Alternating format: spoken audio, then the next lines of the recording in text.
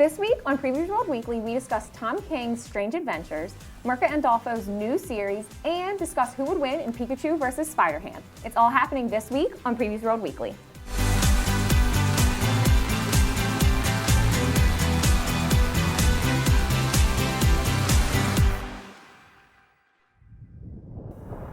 What's up, Previews World? It's Wednesday, it's New Comic Book Day, which means it's time for Previews World Weekly. I'm one of your hosts, Troy Jeffrey Allen of Previews World. And I'm your other host, Ashton Greenwood of Free Comic Book Day. Glory. Glory, right. The glorious Free Comic Book Day. The glorious Free Comic Book Day, which is a very specific 59 days away. Yes, there you go. That's very specific, actually. Right. We normally do round numbers. So, Ashton. So, Troy. It's known across the world that you're an Archie fan. Of course. So I have a head scratcher for you. Okay. What Archie character should Al Pacino play? See? And now you can go past or present Al Pacino. Now the reason I'm gonna let you think about that. Okay.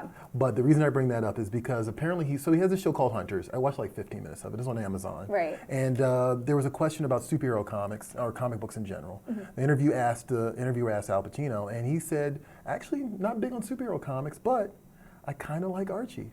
And then he recalled like some childhood memory that he actually kind of surprised himself with. Right. About like how he used to like play out like Archie scenes with his friends and his friends hated him for it or something like that. I just thought that was really interesting that Michael Corleone loves Archie comics. Right? So yeah, I'm going to ask you again. So yeah, who do you think he should play? Would it be on Riverdale? Could he play a character on Riverdale? So, okay, I have two answers here. Okay, go for it. To answer the Riverdale question, I think if they hadn't cast like Skeet Ulrich, I think Al Pacino could have been a good F.P. Jones as well, Jughead's father. Jughead's father, all right, yeah.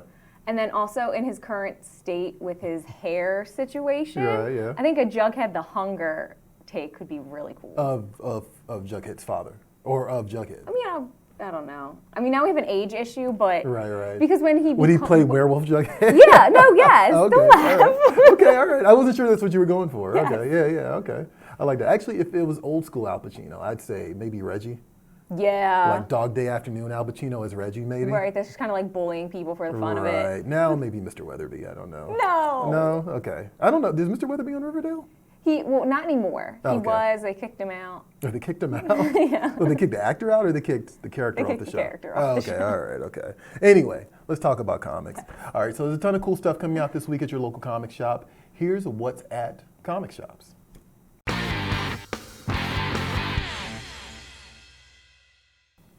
As always, there's a ton of new Fantastic Comics hitting shelves today, and you can see the entire list at previewsworld.com/new releases, but we're going to hit some of the high points, and we're going to start off with Troy's pick. Yeah. So my big pick this week is actually something that honestly kind of introduced me. I had always read Wonder Woman. Okay. But or had read her in various books and different things here and there, but it kind of cemented my perception of her. And it's a book called Wonder Woman: Spirit of Truth. Okay. It's art by Alex Ross, written by Paul Dini, who did Batman the Animated Series, he did Justice League Unlimited, a bunch of other fan favorite stuff. And I love it because it really just kind of, if you're new to the character, it establishes who she is very clearly. And she has always been kind of this outsider who comes into the world of man, right? Or human, or whatever you want to call it, right? And so the idea here is that she kind of has a culture shock because she's used to being an Amazon. She's used to taking things by force because she thinks it's right. And this story kind of unpacks it like, no, there's nuances here. Getting back to actually what we talked about last week. Right. There's nuances here that that need to be met from somebody who's superpowered. And so it's just a fun, beautiful looking oversized hardcover. It's it's Alex Ross and Paul Dini, a lot of fun.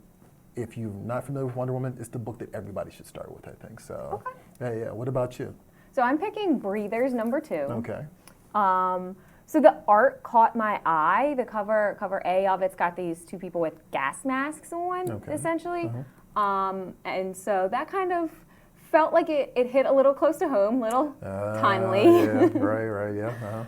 And so the story of the Breathers is basically they're in a dystopian future and the air has kind of been fumigated with a virus, and the only way that you can survive is if you have a mask filtering the air. And there's kind of this set of different people trying to figure out what's going on. You've got a detective who's also a drug addict, so got a brother and a sister who kind of have a hunch that maybe the air isn't as deadly as the government wants them to believe. Okay. You have a family situation and also a salesman who's looking to make up for past mistakes, all kind of jockeying for time. And so with that virus in the air, kind of trying to interact with one another felt timely. You can tell me. No, I Good get that. for That's interesting. And that's, coronavirus. who is that? Is that Image or? It's not. I believe it's alive. Okay. All right. Cool. No, that's interesting. That's actually an interesting premise. And like I said, it's timely given the coronavirus, which I feel like we're all at risk of because we travel in nerd circles. Right. I'll let you come to your own conclusions on that. The nerd-ronavirus. The nerd-ronavirus. Big ticket items this week. There's a book called Strange Adventures. It's Tom King and Mitch Gerads. I always have to fight not saying Mitch Gerard. Which is the team behind Mr. Miracle, the award-winning team behind Mr. Miracle. It's a DC Black Label book, which I actually think when they announced it kind of surprised some people. So it's going to be a little edgier. It's about Adam Strange, of course. And the angle they're taking with this is that he's finally going to retire from superheroing, but the traumas of war on Rann, I think if I'm saying that correctly, on Rann, still haunt him to this day. And it might be a bit of a PTSD angle, which tracks with Tom King, I would say. So if that's your thing, check it out for sure. Right. What else can people look forward to this week? Mercy's another big ticket item from Mirka Andolfo, who did Unnatural last year. So it takes place in a mining village, like a small town that is disrupted by a series of brutal murders. And this woman in black arrives that's supposed to kind of sort it out, but ends up causing an entire different kind of unrest. So, and her agenda is unclear, but it's Victorian Gothic horror, redemption story arc, and also kind of tackles it from the perspective of what it means to be the monster in a horror story, which would be kind of cool. Yeah. Very Mary Shelley, Frankenstein-esque. Okay, nice. No, I know like a lot of people love Mirka Andolfo. Like her book Unnatural was like a breakout hit last year. Yeah, it was really 2 years ago. popular. It was very popular. Yeah, right. So, and Mercy is not a furry book. So it's already got your attention. You're right. So it's a little bit more accessible for me because usually that's where I get off, guys. Sorry. That's fair. Anyway, last week we gave people a glimpse of Toy Fair New York, right? Yes. And now we have Talking Toys Natasha, just like I promised you. She's going to go ahead and do a tour of Toy Fair New York, so you get to see a little bit more than just the Diamond Select toys, but a little bit more of everything. So check this out. Hey everyone, welcome to a very special episode of Talking Toys. I am on location at the Toy Fair in New York, one of the largest toy trade shows in the world. It's really exciting. There is every kind of company you could think of here for toys, statues, and collectibles, and we are going to take you inside. We're going to get you some exclusives, some behind the scenes, hopefully, and find out what's coming out in 2020.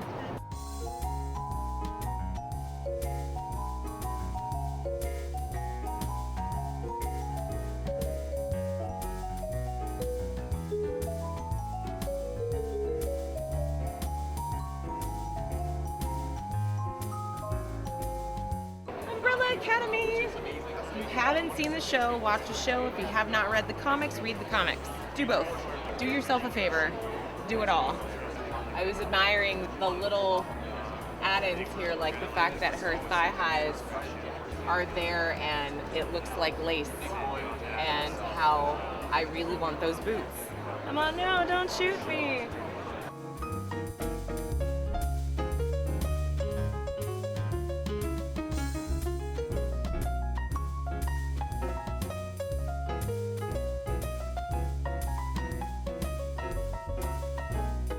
These are so fun. I remember these kind of masks when I was a little girl and how much like I wanted them, and they were like so cool to have even when it wasn't Halloween.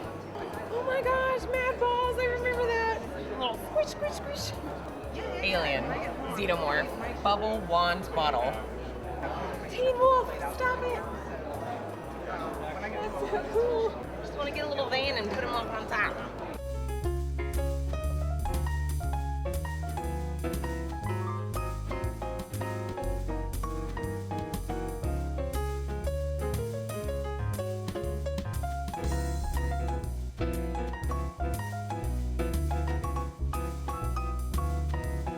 I really love too at Toy Fair is when the toy companies and collectors companies take the time to make these epic diorama pieces. So you just see them, you know, the figures in action. Got the Flash and the Reverse Flash, Black Adam finding Wonder Woman. Oh my gosh, it's so cool.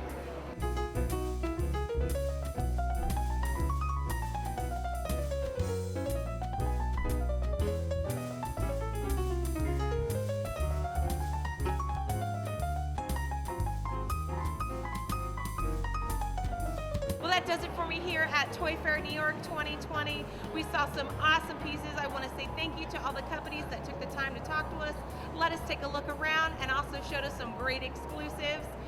Thank you for watching, and if you want to stay up to date on all the Toy Fair news, head over to PREVIEWSworld.com/toychest, and I will see you here next year. And as always, thank you, Natasha. And if you're looking for more from Toy Fair New York, head on over to PREVIEWSworld.com/toyfair. You get a full rundown of everything that's been revealed from this past week or the previous week. And on top of that, you get a breakdown by company too. So if you're looking for Mezco, we saw that really cool DC tower in there by Mezco. If you're looking for Funko, you can find all that stuff in very specific categories on the Toy Fair page. So make it easy. Make it easy. You know, it was not a Toy Fair. I'm waiting. No, I'm just kidding. A wild hippo. Right, there you go. Pikachu and Spider-Ham. Oh, okay. Go. Totally missed the segue, That's all right. but I it was my appreciate you segue, for trying. you know. That's the weirdest segue ever. It was. I know. I understand. I needed something. Anyway, it's time for versus. So let's go ahead and do a little Pikachu versus Spider-Ham.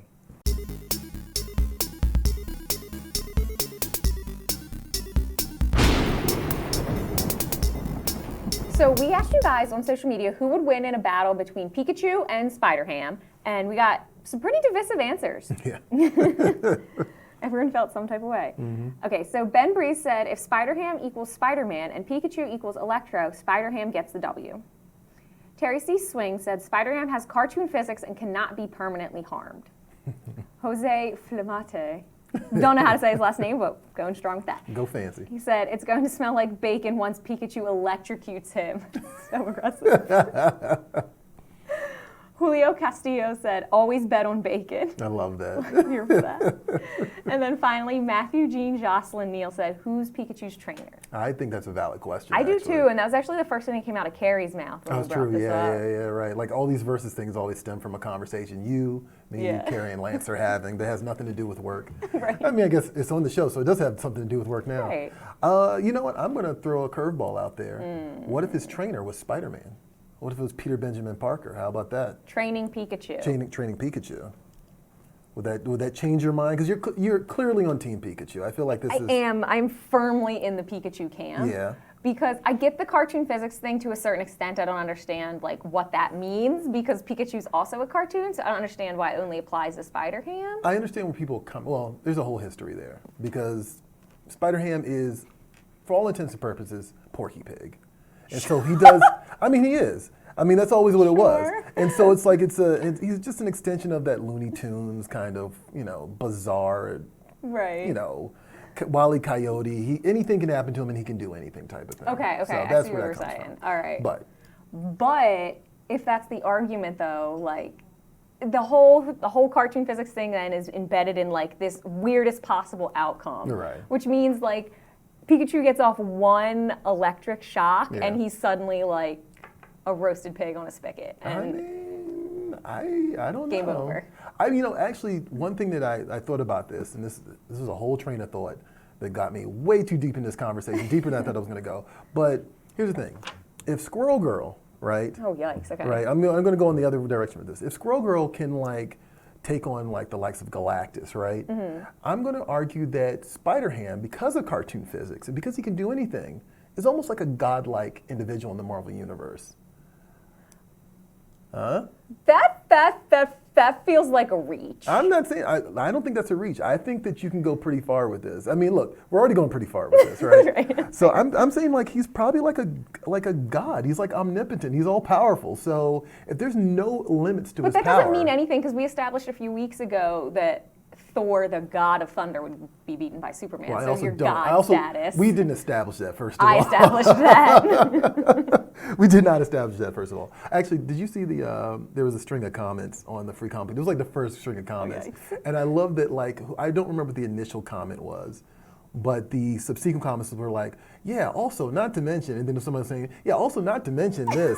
And also, I mean, they dove all the way. I mean, it was about 6 people just kind of agreeing with the initial statement, but adding Right. other notes. It was like a Reddit thread, for God's sakes. It was ridiculous. So. You got to unpack it to its fullest Yeah, extent. yeah. I frequently joke about the comments on Free Comic Book Day, but it gets off the rails. They won this one. immediately. They won this They one. did. I think more often we're going to put more versus comments about on Free Comic Book Day, specifically the Facebook page.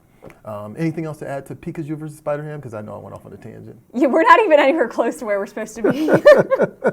Who wins? Who wins? Pika Pika. You think Pikachu? Yeah. I mean, like, the whole concept's ridiculous. but- Pikachu's tough. Like, Pikachu's constantly getting his butt whooped all over the place. Okay, right. And fair. he always comes back. He always comes back, right? He's like He's Hulk Hogan. resilient. Yeah, Right. he gets to that. Well, sorry, but you know what I mean. Not the racist stuff. But although, do we know what Pikachu's actually saying? I don't know. Anyway, time for comic shop shout out. Thank God. Get us out of here quickly. So this week's comic shop shout out goes to Rubber City Comics in Akron, Ohio, and it is from Paul M. Jeter Jr. Cool. And so, yeah, we're going to close out with some images from Should we tell them how to get their Rubber shop City. shouted Yes, out you first? should do that. That's Okay. important. If you want to have your shop shouted out on the show, find us on social media, tag your shop, and use the hashtag #SupportYourLCS, and you could be featured on the show. Cool. And I guess that's it for us this week, right? I think it is.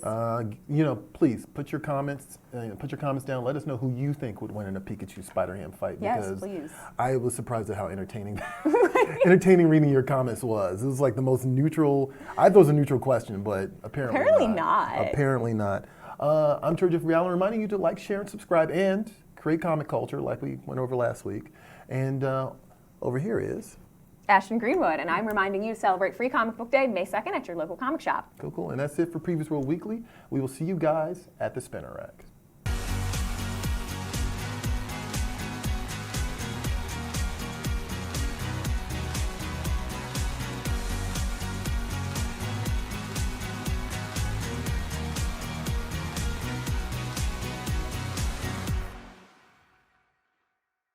Thanks for watching Previews World Weekly. If you like the show, make sure to hit that subscribe button so you don't miss out on any future episodes.